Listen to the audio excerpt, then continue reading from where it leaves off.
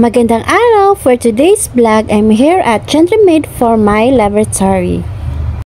So yun na guys, dahil wala pala silang sked ngayon, so niresched ko na naman ulit sa next week. So ayan, babalik ako next week dito. So ayan, ako'y uuwi na. So I'm here na sa labas. Ayan ang lakas ng ulan guys. Dahil ngayon ay bagyong Christine. So ayan, ingat po tayo. Anyways guys, dahil ako'y nagutom at dahil diretso din ako ngayon sa Lasal, so ako'y kakain muna dito sa Mang Inasal. So ayan guys, kunting tao lang ngayon dito nakapila kasi ngayon bagyong Christine. So ayan guys, naka-order na ako and waiting ako sa order. And finally, dumating na yung order ko.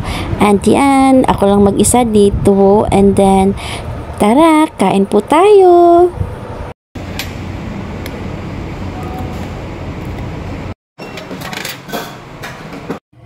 So ayan na guys, ako'y kumain na dyan. So halatang nagugutom ako dyan guys.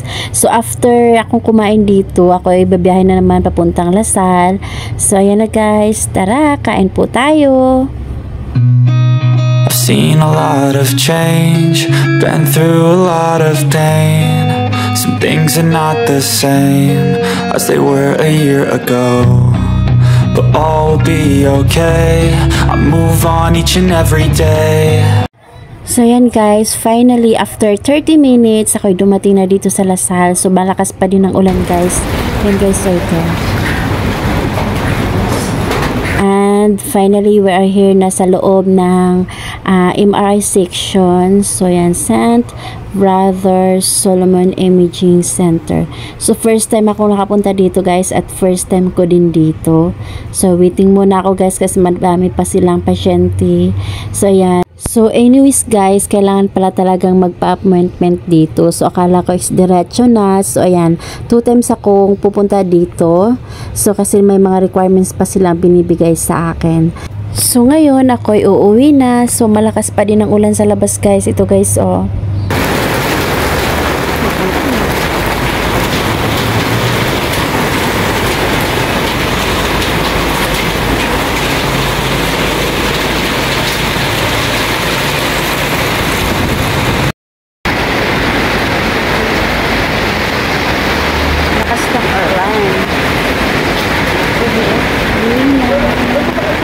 So ayan guys, mas lalong lumakas ang ulan ngayon kaysa compare kaninang pagdating ko dito. So ayan guys, so nandito na ako sa biyahe. Ayan guys, nagbaha na talaga yung daan guys. So kanina hindi pa to baha.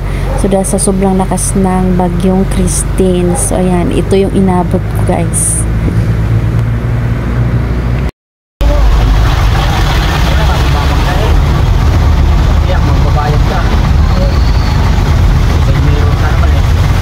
Dito naman banda parang ilog na. Ayan guys, ang lakas ng agos ng tubig dahil doon sa taas kasi yun ang galing guys papuntang baba. So ayan, so ingat po tayo.